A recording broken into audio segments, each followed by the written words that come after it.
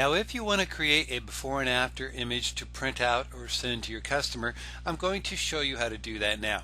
So first of all, we'll go here to open, and we want to open up our final image. In this case, it's the Jones with fixtures after. So we'll double click that to bring it to the screen. Then we want to open up the before picture as an object. To do that, you go here to File, click Import Object, navigate to the folder where that is, and here's our before image because we named it Jones B4. And it'll ask you if you want to size it down. Always say yes, because you do want to size this down by clicking and dragging on the corner handles and getting it the size you want. Usually you want to place it in the upper left or right hand corner depending on where it looks better. So let's size it down just a little bit more. So now we have our before and after image as one picture.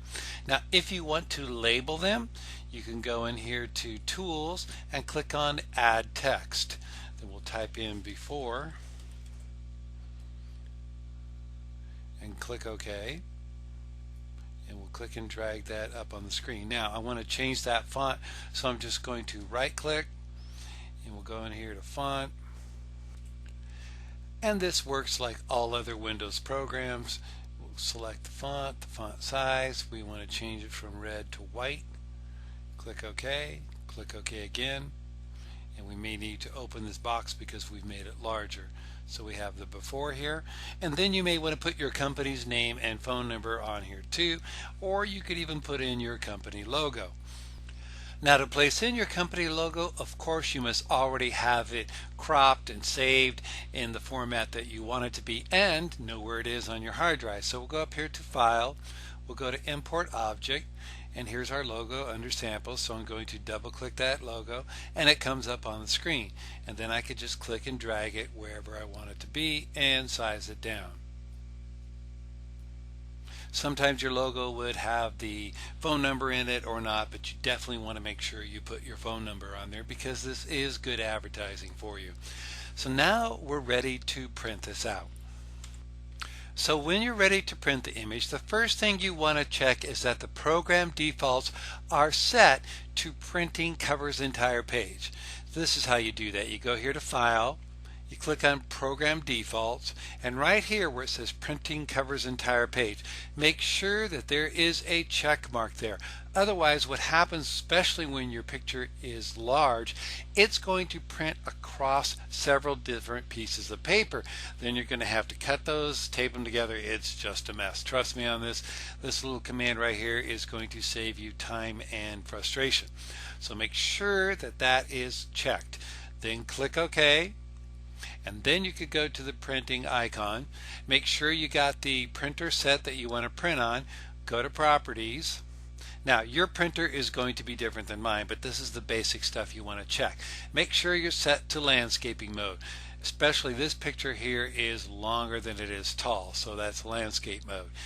On paper type, make sure that you're printing out on glossy paper. If you don't have any glossy paper, go buy some, because printing out on glossy paper really makes it pop out and shiny like a photograph. If you're going to try and print this on a regular white piece of paper, forget about it. It's going to not look so good. So you want to get that set, and then you want, if your printer has the option, to set it to the highest quality.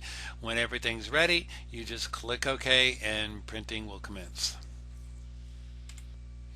Now if you want to email this to your customer, there are two ways you could do it.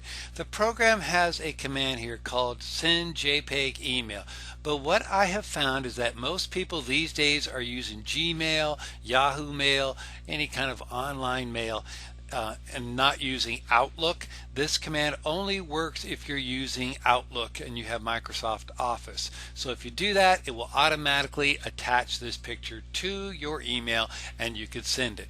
But if you're using those online emails, you're going to have to save it again. So we'll go here to File, go to Save As.